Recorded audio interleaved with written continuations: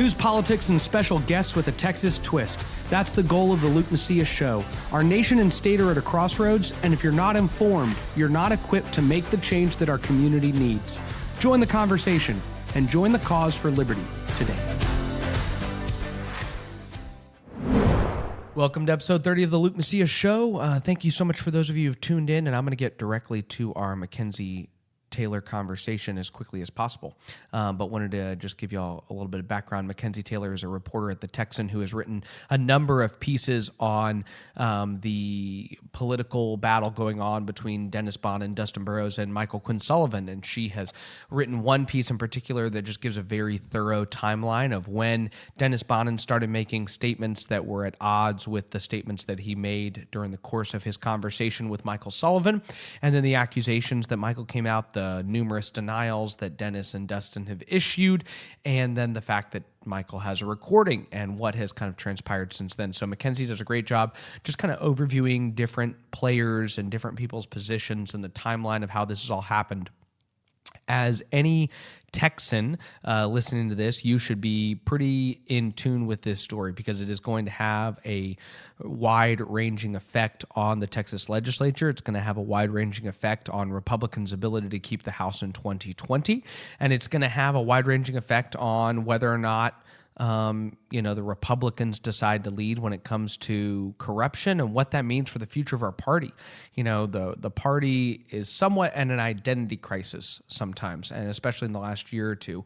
But Republicans recently in Texas have spent more time concerning themselves with not being socialists than they have with what they actually believe in. And Republicans are kind of faced with that decision again in this situation to decide, what do we believe? Where do we want to go? Who do we want to be as a party? And what do we want to be represented by? And who are the type of people we want leading us? So the conversation, McKenzie's willingness to come in was something that I enjoyed, and I think y'all will enjoy it as well. I'm just going to give you a quick word from our sponsor, and then we'll get directly to the conversation with myself and McKenzie Taylor. Thank you. Welcome to episode 31 of the Luke Macias Show. I am joined here by the esteemed, the prestigious, the... Oh my gosh. I don't know what else. Famous after this interview, McKenzie Taylor of the Texan. McKenzie, what is your official title? Yeah, my official title is, if you ask Connie Burton, it's plate spinner. If you ask me, it's operations manager. Operations manager. Yes. So I brought McKenzie on not to talk about spinning plates or managing operations, but instead to talk about the Dustin Burrows, Dennis Bonnen situation, which she has written a number of pieces on, and this has been mentioned to some of our listeners. And so McKenzie, I know you have been writing on this issue at the Texan. So why don't you just kind of give our listeners a little bit of a background on what happened, the whole thing. We can kind of start from the beginning and where we're at today. Yeah, absolutely. So this kind of came to light just a little over a month ago, but I'd argue that it started back in May when Bonnen goes on the record, Speaker Dennis Bonnen goes on the record saying that he won't be campaigning against any sitting member of the Texas House, whether that be Republican or Democrat.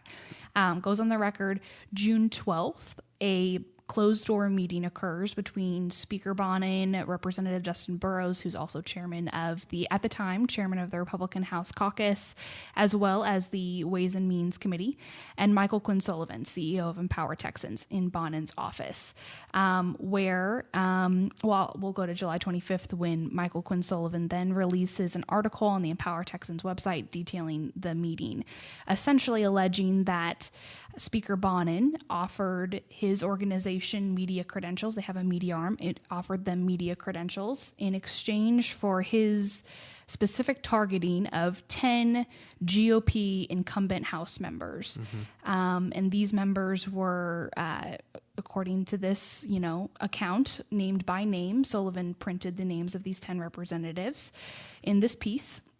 But that was published July 25th, right? So it kind of rocked the legislative world. So take me back to when that happened. What was the immediate reaction? Like, this piece gets published I think people within the text ledge world's phones were blowing up, right? People were texting this article around trying to make sense of what this meant, right? What do we do with this? I think it was honestly a little quieter at first because people didn't know what to do with it. But it was shocking, to say the least, that a sitting Republican Speaker of the House and his chairman of this powerful committee and the House Republican caucus would, behind closed doors, name 10 fellow Republicans that they would then ask a special interest group to target. And would mention that to somebody who everyone has considered as a strong enemy of theirs. Absolutely. Right? Someone who was a harsh critic during the legislative session. And they've been a harsh critic of him as well. Right? I mean, so this is kind of a goes mutual both ways. critics Yeah. as far as the relationship goes. Absolutely. Yeah. And that was, I think, a shock to everybody to hear that this was even a meeting that happened. Right. Yeah. And Sullivan alleges, okay, well, I was called into the office. We ran into each other. Speaker Bonnen called this meeting and I went. The day after, the speaker sends an email to members of just the Republican caucus and, says that he should have known that Sullivan's long-term goal was to secure, press passes, and that at the end of the day, the House rules, not the speaker, determine who gets media credentials, saying, this is, important that y'all know this is not what happened, kind of denying the claims. And then a few days later, it just continues, right? So this snowballs out of control. And Bonnen issues his first media statement on July 29th saying, "Let me be clear, at no point in our conversation was Sullivan provided with a list of target members." Very emphatic statement. And later on that day, Sullivan releases another piece on the Texas Scorecard website, their media arm, outlining 3 questions he had, basically using quotes in some of those questions, which made a lot of us think, okay, well, does he have a recording of this meeting? Now, we talked a little bit at the Texan about how, if this was true, how the sitting Republican speaker and the chairman of the GOP caucus would be violating their own bylaws. So this last legislative session, new language was added to the bylaws, which essentially bars any Republican caucus member from campaigning or even assisting in campaigning, which is exactly what the language says, against, campaigning against one of their fellow members, and that they could be ousted from the caucus if they did. I guess the assumption with the word assisting in campaigning is to try to get people away from, I didn't block walk, or I didn't do this, right? But either the I idea paid that, people to do it, or I encouraged people to. Exactly. And that's, I guess, one of the questions that's going to come up, right? Is whether telling somebody else, if you go after them, I, as a powerful person, will give you this, and you will still be in our good graces, right? Is considered campaigning or not, right? Yes, exactly. So that was something we talked a little bit about. And as chairman, Chairman Burrows directly oversaw the adoption of the language, right? So this happened under his watch. And then July 31st, which came as a surprise and a complete, expected outcome, Sullivan did announce that he recorded the conversation. He did not publish it. It was not publicly available. He said that people would be able to listen to it if they were grassroots leaders or if they were, Republican legislators, party officials, that kind of thing. They could come listen to it in Austin in the presence of his lawyer. And later that day, Bonnen responded to that announcement saying, quote, "Mr. Sullivan, release your recording, release it in its entirety." Again, a fairly emphatic statement, like right away calling for the release of the tape. Yep. And so at this point, Bonnen goes out and says there was no list provided. And this is an email not to the public, not a press release. This is a email to his colleagues. Right. I mean, so this is his words directly to the people that vote for him saying, let me make something clear. Yes. This didn't happen. Michael comes out and says, it did happen, and I recorded it. Right. So at that point, and I know, skipping ahead a little bit, but Michael has let conservative activists, conservative lawmakers listen to the recording. What are some of the different perspectives that have come out of people who have been in there? Yeah, absolutely.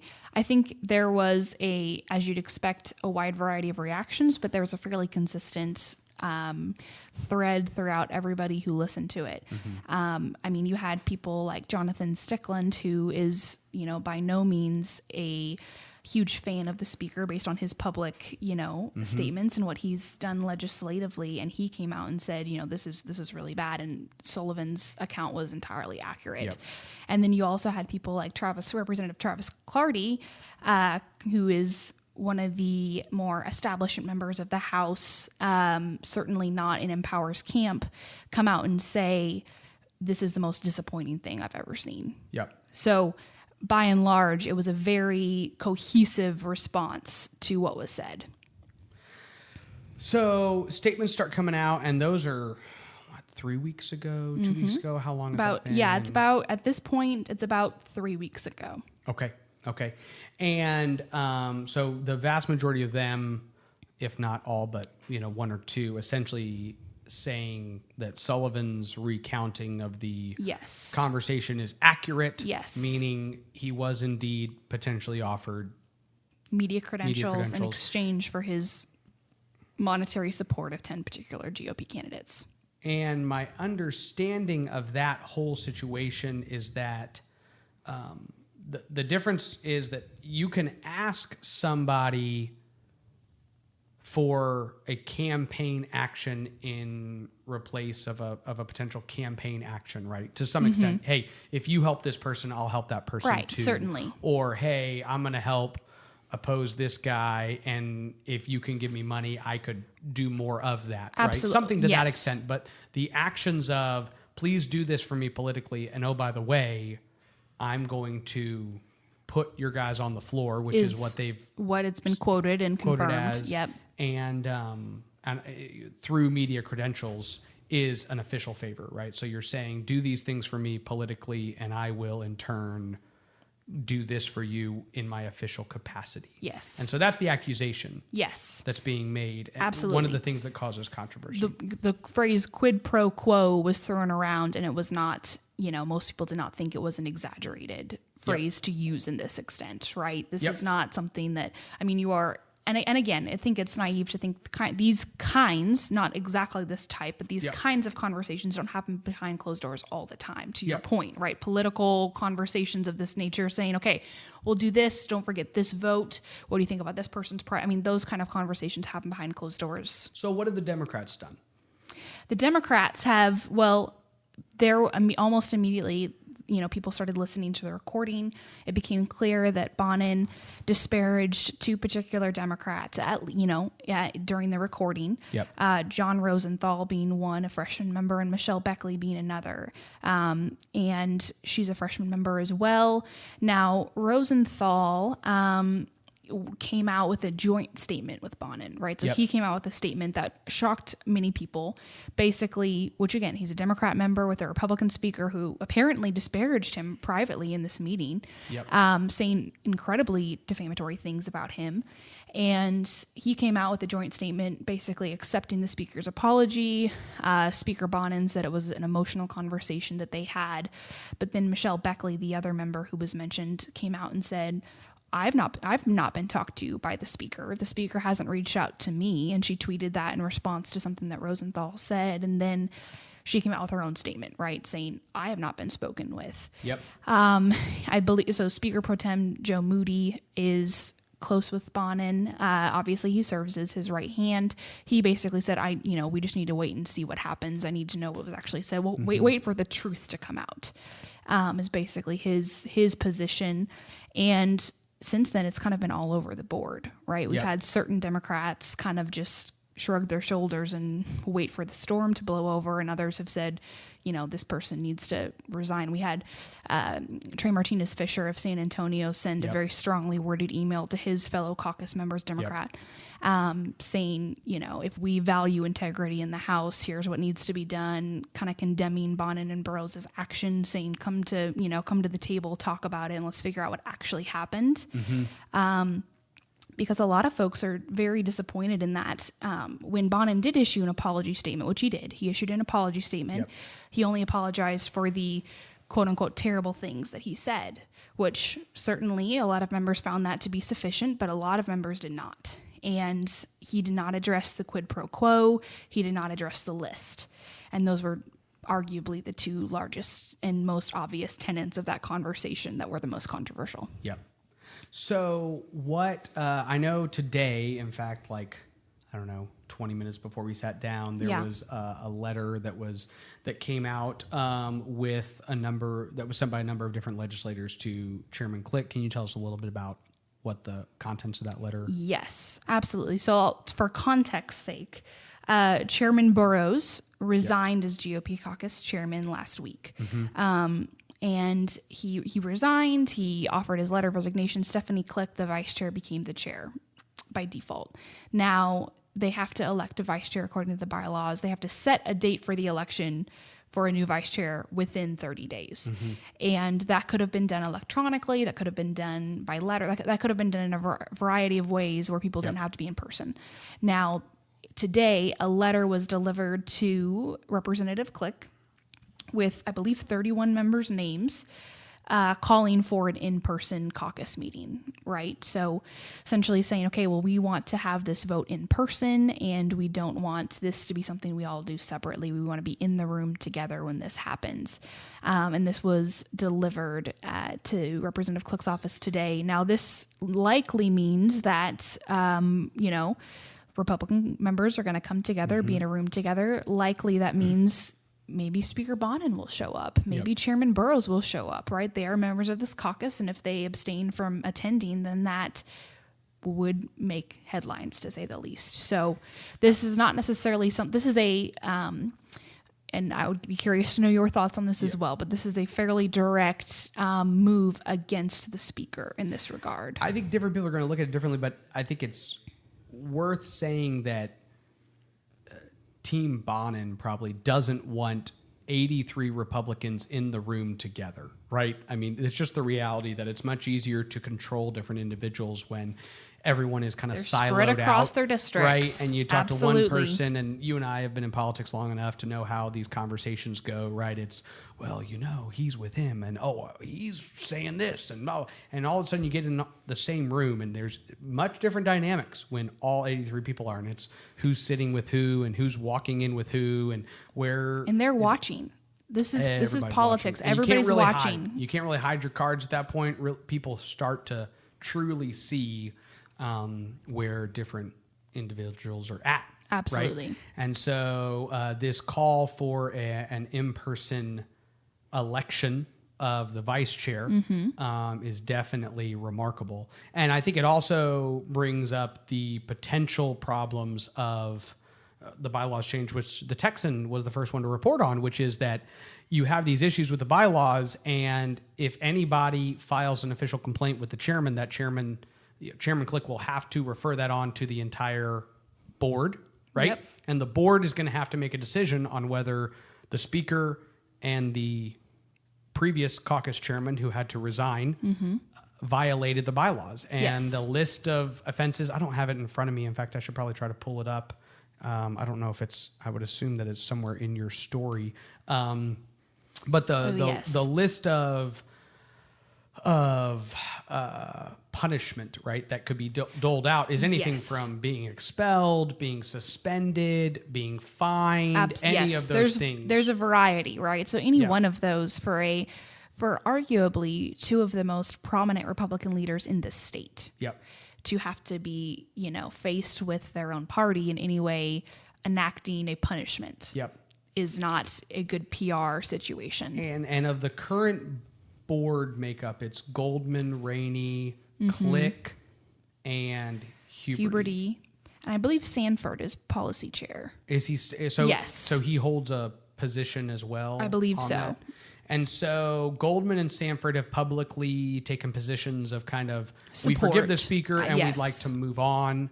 I think Sanford later, I know the big push was kind of forgive and move on, right? Yes. Let's move on to 2020. I think Sanford kind of edited that in a recent place in Collin County where he, I think, had language that was much more similar to what Matt Krause had said, which is, I can forgive, but that doesn't mean there are no consequences. Exactly. And so that kind of put Sanford, I think, back into a situation where he wasn't attempting to do what a lot of other members seem to be doing, which was let's forgive and let's start focusing on November. And again, the forgiving portion was to certain members was difficult because sure, absolutely. They were like, we'll forgive the speaker for the terrible comments because he's, asked for forgiveness for those things, but there are several things he's not asked for forgiveness for. And those are the things that we need to address. Yeah. So in the event that at this in-person meeting, the board was even asked to also begin the investigation process on Chairman of Ways and Means Burrows and Speaker Bonnen, that also provides another potential problem. And so, yeah, it definitely is seen as something that Team Bonnen did not want to have happen. Yes.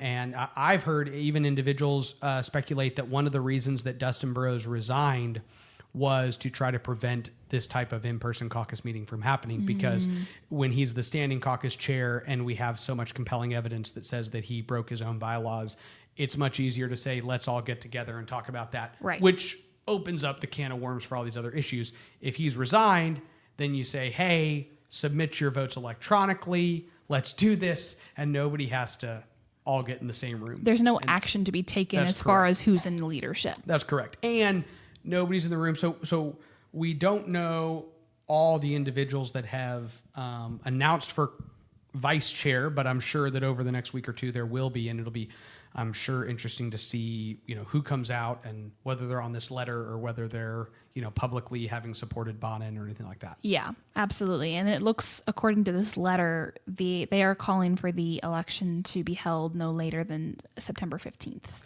And I think, let me pull it, but I think what they're saying is that it has to be held by September 15th. Exactly. Right? So like the bylaws require it to, so they're saying, hey, you can't, you kind of have to can't schedule the meeting before September 15th. Yep. Right? Hey, If here's our a bylaws reminder. require it. Yeah, exactly. Yep. 30 days out. So where, and now Dustin Burrows broke his silence this week as well, or this last week. And so what were some of the things we learned when he finally kind of came out and had his 2 radio interviews that he had? Yeah. So first of all, he went on 2 Lubbock, or West Texas, I'd rather say, radio stations this last week and broke his silence. Now, he had remained entirely silent, with the exception of maybe one tweet about a first responders bill that was passed during session. His social media accounts and his, press presence was non-existent. Yep. He kind of hunkered down to see what would become of everything. And this week he spoke with Chad Hasty, who has been following this story incredibly closely, a radio talk show host out of Lubbock. And that was the first time he broke his silence, like you said. And he said that there was no physical list, but that some subjective calls were made as he kind of went through, and he pulled up again the list allegedly had to do with who voted against the taxpayer-funded lobbying, quote unquote, ban. It was much watered down by the end of it. Bill that was authored and brought to the floor by Representative Mays Milton this last session. And they, Burrows came forward and said, we looked at the record vote and we kind of, he said it was very off the cuff, to quote him exactly. He said it was very off the cuff as to how they decided which members would or would not be on that list of 10 in their meeting with Michael Quinn Sullivan. And that was one of the biggest, contradictions would be a fairly strong word to use, but one of the things, because according to the people who have heard the recording, they have said that Burrows was fairly emphatic about who was or was not on that list. In fact, Direct Action Texas came out with a piece where they took direct quotes from the recording after their executive director, Daniel Greer, heard it, and those quotes have been confirmed by multiple sources. And one of those quotes is saying, quote, we would be thrilled to see someone come back in that Representative Travis Clardy, his district. And he, has been rumored to name several other people in a fairly emphatic way as well. So that will be interesting to see if and when the recording does become public, whether or not that stands once this is all said and done. I thought it was interesting with the Robert Pratt interview, I guess. Yes, that was the second one. And towards the end, Robert said something to the extent that, I'm not making these accusations against you because you stayed quiet, right? You were smart enough to not say anything. And it was the idea that one of the biggest indictments on the speaker, at least that's been said by a lot of individuals, is the fact that he went out and so emphatically said, this did not happen. Yes. Right? And so when you're willing to do that in an attempt to hold your power, I think it, for a lot of people, just causes the question, how many statements did you make to me? That were so obviously maybe not true, that if there had been a recording for another conversation you had at some point. So when it comes to gaining the trust of your colleagues, I think Ross Ramsey at the Texas Tribune wrote something like, you might gain their support, but gaining somebody's support and gaining their trust, or gaining forgiveness and gaining trust, are two different things. Very different things. And that's, I think, maybe one of the biggest kind of questions that's lingering. And one reason why it's less than ideal for Team Bonnen to have an in-person caucus meeting right now. I mean, Yes. this is not about raise your hand if you forgive somebody or another. There's going to be a lot of just real questions about who trusts who and who's with who. So as somebody who's been following this, more than a lot of people, what are some of the unknown things out there, or what are some things that followers around Texas should be looking at when it comes to this issue? Yeah, absolutely. So I'd say before today, there were kind of three big ticket items that were looming, right? So we would have the election of the vice chair, which has now been brought to the attention that, this will likely happen in person. So that will happen in the next month. Now, the other two would be the Texas Rangers investigation that the House Investigating Committee came forward and said, okay, we're going to, hand this off to a third party, and we're going to have the Texas Rangers investigate what happened with the meeting between Bonnen, Sullivan, and Burrows. So that's happening and pending. How long that investigation will take, nobody can really tell, but that is a pending situation there. We also have the possible release of the actual audio of the meeting. Now, we don't know whether or not that will happen, if it will happen soon, if it will happen months from now. We have no idea. But I'd say those three things are kind of the big ticket items that we're looking for as far as closure, as closure goes to this. Now, again, we have no idea what the timeline for that looks like, right? Will it happen soon? Will people in the caucus make up their minds relatively quickly about what should be done? Or will more people call for the resignation of the speaker? Will they not? Yep. Will they not yield to the chairman's authority on the Ways and Means Committee? Like, what does this look like? We don't know. Yep. So those are kind of the three big ticket items, though, that are big impending decisions to be made. And it's kind of interesting. I was thinking about this the last couple of days, is that the Democrats have largely not been a player in this entire conversation. Yes. And I don't know if that's because those of them that have influence with Bonnen don't know if they're ready to burn that bridge yet. Yep. Right? Or what their calculation is. And I'm sure different groups within the Democrat caucus, I mean, people kind of forget that Democrats have the same different factions that we have within the Republican Party, right? Parties are, there's a spectrum for a reason. So they have their group, but they have largely not been very involved yet. Right. And their action, one way or the other, over the next 30 days could be a large signaling to people about how much support the speaker really does or doesn't have. Absolutely, especially going into 2020. I mean, we've talked mainly about the dynamic within the House, but on a state party level perspective, we have state leaders like Governor Abbott and Lieutenant Governor Dan Patrick, who are both calling for the release of the audio. We have the Republican Party Texas Chairman James Dickey, who's called for the release of the audio. These, people have not, although Governor Abbott did come out and endorse Dustin Burrows this last week. But with the exception of, the House, the state party is largely kind of has their hands in the air. Like, what do we do going into 2020? How do we handle this from a PR perspective?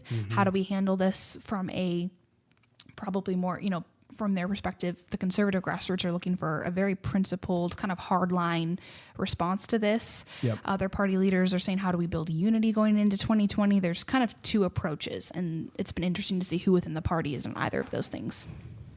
So I do want to take a little bit of time now that we have wrapped a lot of that up. I want to, I never know how many people are going to listen to an hour-long conversation. That just seems long. And I think y'all's podcasts of the Texan are slightly shorter. And so we will not be here for another 30 or 45 minutes. But why don't, McKenzie, you tell some people, because I'm interested in, your story as well. You came from a coastal state to the beautiful Lone Star State, and have probably been transformed by the strong moral character and fiber of our community in a positive way.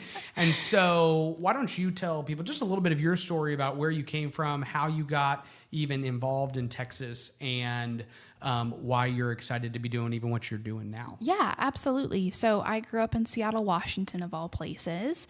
Beautiful, beautiful Seattle, Washington, and moved to Texas several years ago, and have throughout the course of the last several years worked on with a House member, worked on his campaign, and then worked on Connie Burton's Senate campaign as well. And throughout the course of that, just really fell in love with the Texas political scene and the ability of people to get so involved on any level and any, decision they make as far as that goes. And it's been really fun to get involved and meet all these awesome people who are also involved. And unfortunately, Connie Burton lost re-election in 2018. And throughout the course of that, there were different options on the table, and we were looking at, what I was going to be doing, what she was going to be doing, and how we'd approach going forward. And she and her husband, Phil, are rock stars, and very quickly decided, okay, well, we want to start a right of center digital news outlet that is focused on,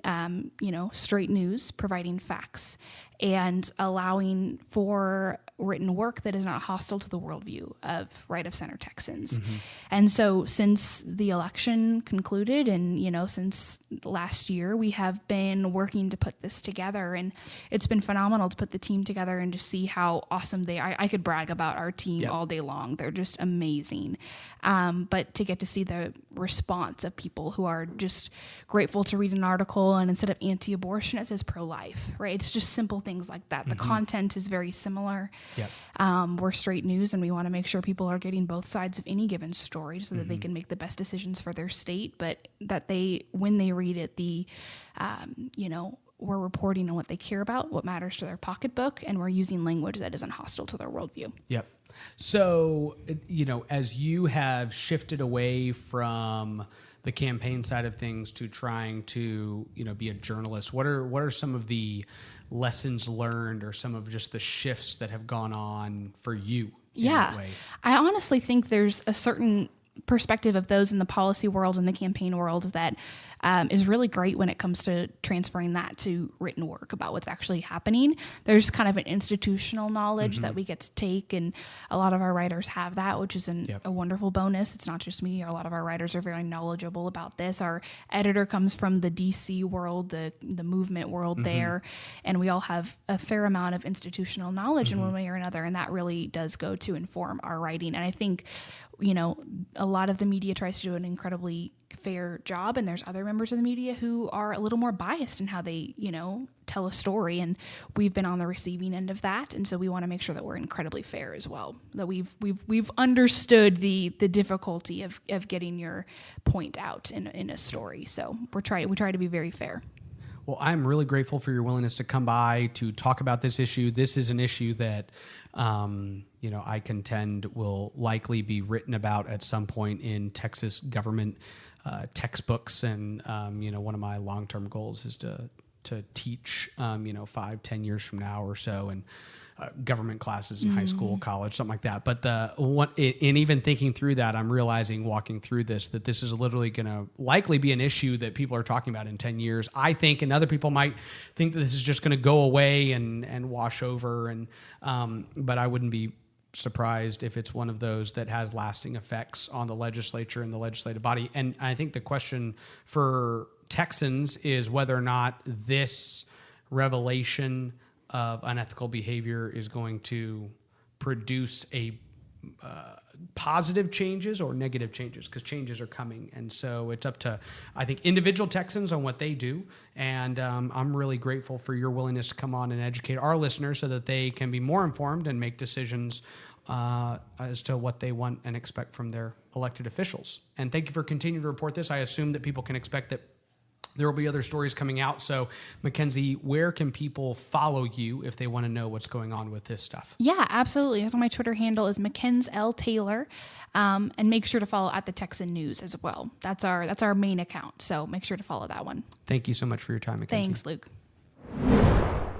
Guys, our sponsor for today's show is Patriot Academy, patriotacademy.com. You have heard me talk about this organization, but this truly is, for many students, a life-altering event. I cannot tell you how many 16, 17, 18, 20, 25-year-olds that have gone to this leadership program and come out with an entirely new direction for their life. You can go to patriotacademy.com to find out where they do these events, but essentially they take these students and they go through a week of being a legislator. They actually debate in the in the Texas House of Representatives, in the Delaware House of Representatives, Idaho House of Representatives. It's an incredible experience. I have been involved with them. I believe in what they do. In fact, if you contact them and tell them that you heard about them through the Luke Macias show, I will contribute toward your fee of actually attending. If you know a student that needs to go, that needs direction for their life, they're going to have an opportunity to learn about worldview, about free market economics, about the values that hold society together, and they're going to have an opportunity to be equipped to be a part of making the change that our community, our state, our nation need. So patriotacademy.com. We're grateful for their willingness to sponsor this podcast, and we also want to encourage each and every one of you to check them out. Please do so today. Thank you for listening to the Luke Macias Show. If you value this content and want our message to spread, please consider 3 of the following steps. 1, subscribe to the podcast on whatever platform you're listening to us on and leave us a review. 2, visit lukemacias.com and sign up for our email alerts. And 3, follow Raz and I on Twitter and visit my Facebook page at facebook.com/Luke Macias, Texas. Again, that's facebook.com/Luke Macias, Texas. Thank you so much, and God bless.